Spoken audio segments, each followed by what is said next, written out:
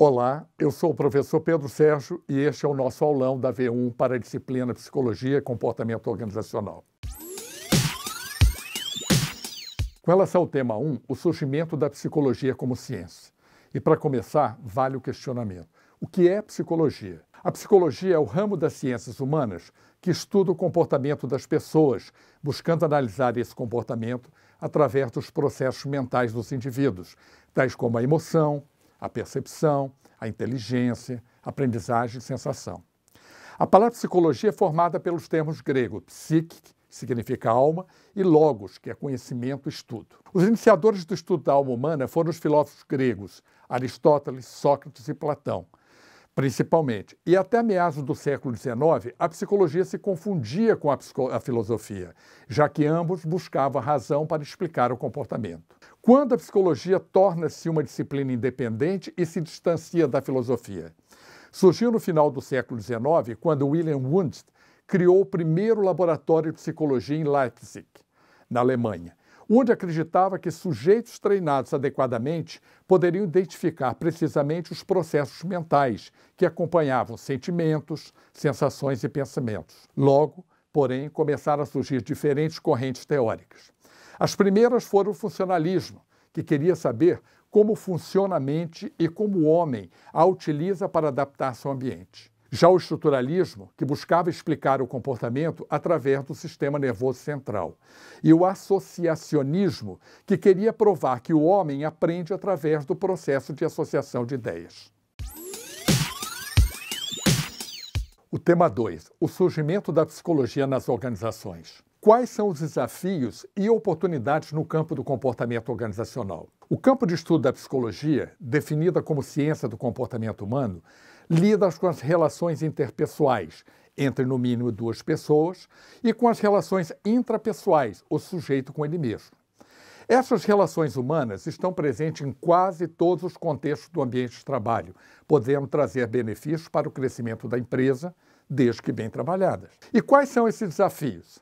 É necessário aprender a lidar com situações como esta: a administração de pessoas em época de crise, a globalização, a administração da diversidade, a melhoria no atendimento do cliente. Tema 3. Campo de estudo da psicologia e comportamento organizacional. Qual a diferença entre instituição, organização e grupo?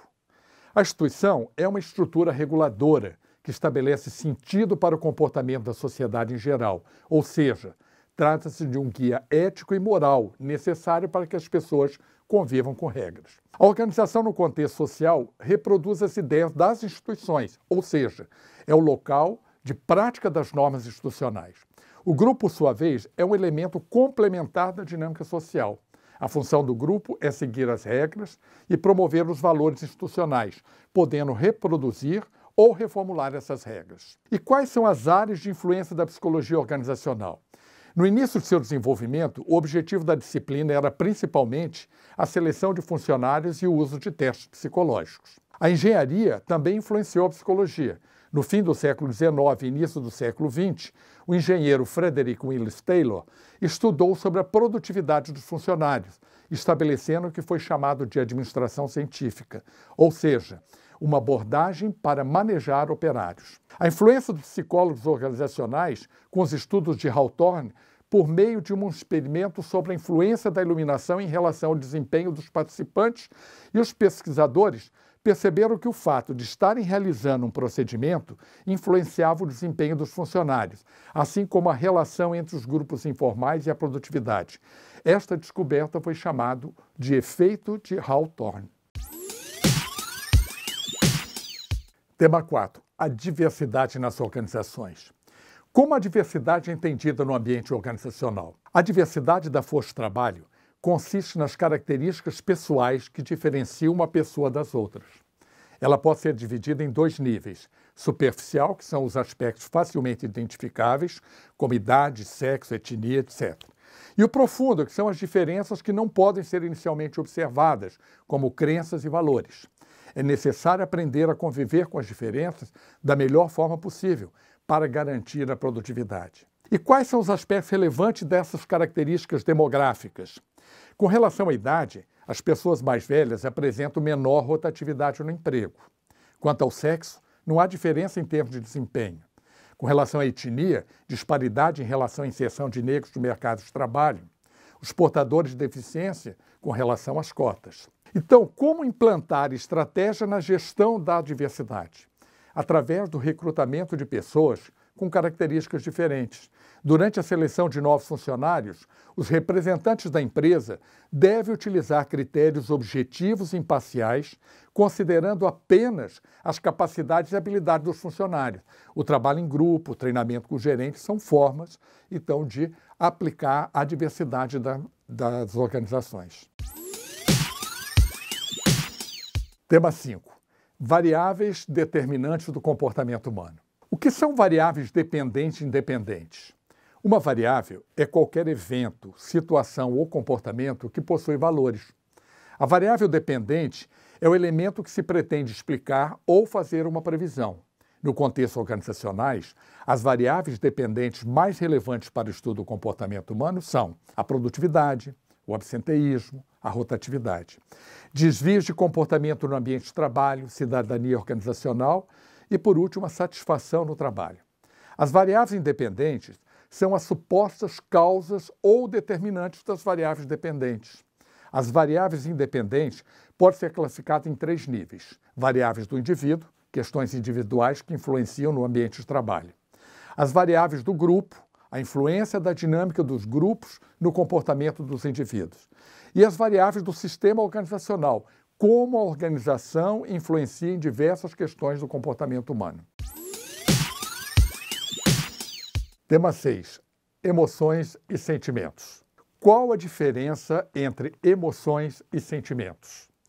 As emoções são sentimentos intensos direcionados a alguém ou alguma coisa. Ocorre a partir de uma experiência afetiva que vem à tona e pode ser desencadeada por um objeto ou um estímulo proveniente do meio. O sentimento é uma grande variedade de sensações que as pessoas experimentam. As emoções e os sentimentos têm uma relação muito próxima com a aprendizagem, pois podem interferir nas funções ligadas ao raciocínio lógico e com o processo de aprender. Como regular as emoções e sentimentos no ambiente de trabalho? Por meio do controle emocional, o autocontrole, ou seja, das habilidades de lidar com as emoções e sentimentos, consegue-se manter as relações interpessoais. Quais são as aplicações no comportamento organizacional? Na administração dos conflitos no ambiente de trabalho, a influência do estado emocional do funcionário no atendimento aos clientes, nos desvios de comportamento no ambiente de trabalho, como falhas na produtividade, roubos e destruição do patrimônio da empresa, agressões pessoais, etc. Tema 7. Percepção e os processos de tomada de decisão na organização. O que é a percepção e quais os fatores que a influenciam? A percepção é um processo pelo qual os indivíduos organizam e interpretam suas impressões sensoriais com a finalidade de dar sentido ao seu ambiente. O comportamento das pessoas baseia em sua percepção da realidade, não na realidade em si. Ela é influenciada por fatores externos. Exemplo, intensidade pelo som, o contraste, o sinal de trânsito, o movimento, algo diferente. E também pelos fatores internos, como a motivação e interesse. No caso do futebol, o estado emocional do indivíduo, um dia ensolarado.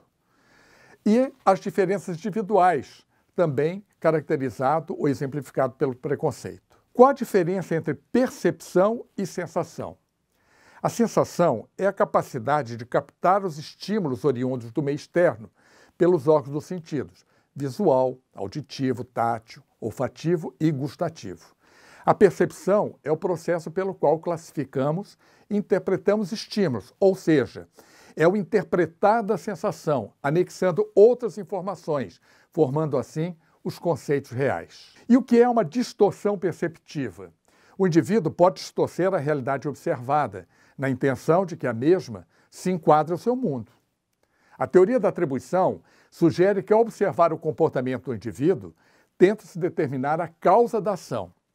Deve-se, então, a fatores internos ou externos. Nesse contexto, há o erro fundamental de atribuição, que é a tendência de subestimar a influência dos fatores externos e superestimar a influência dos fatores internos. O que são simplificações frequentemente usadas no julgamento de outras pessoas? A percepção seletiva, as pessoas interpretam seletivamente o que vem, com base em seus próprios interesses. Já o efeito halo é uma construção de uma impressão geral de alguém com base em uma única característica. O efeito de contraste, quando faz uma comparação de uma pessoa com outras, não se avalia a pessoa isoladamente. Já a projeção, quando atribuímos nossas características às outras pessoas. A estereotipagem é o julgamento de uma pessoa com base na percepção do grupo do qual essa pessoa faz parte. Tema 8. Personalidade e valores no ambiente organizacional. O que entendemos como personalidade? A personalidade é o conjunto de características que diferenciam um indivíduo do outro. Essas características determinam seu ajuste individual ao ambiente. E como ela é determinada? O indivíduo já nasce com todas as características e adquire outras no decorrer da sua vida, por meio da interação com outros e com o meio, que é o influenciador na sua maneira de ser. Os fatores determinantes são a hereditariedade, o ambiente e a situação. A interação desses fatores determina a característica da personalidade e seus traços físicos, afetivos e emocionais, seu relacionamento pessoal e profissional e, principalmente, sua experiência de vida. Como os traços de personalidade exercem influência no comportamento organizacional? Os traços são características acentuadas que diferenciam uma pessoa de outra em relação aos padrões habituais de comportamento. Os traços podem ser classificados segundo Myers-Briggs, investiga como o indivíduo se sente e reage diante de determinadas situações. Avaliação: o indivíduo extrovertido ou introvertido, detalhista ou intuitivo, racional ou emocional, perceptivo ou julgador. Já a Big Five classifica as diferenças de personalidade com base em 5 dimensões: extroversão, amabilidade, ser simpático, a consciência, o grau de confiabilidade, a estabilidade emocional, como por exemplo o estresse, abertura para novas experiências. O conhecimento dessas características de personalidade pode auxiliar na melhor alocação dos indivíduos nos diversos cargos da empresa. Podemos classificar os tipos de personalidade como o tipo A, está sempre em movimento, é impaciente com o ritmo das coisas, pensa e faz mais de uma coisa ao mesmo tempo, não aguenta situações de ócio, avalia seu sucesso pelo que o que acumula. Já o tipo B é paciente, não demonstra suas realizações, faz suas coisas por e com prazer e relaxa e não se sente culpado. Tema 9. Satisfação no ambiente de trabalho.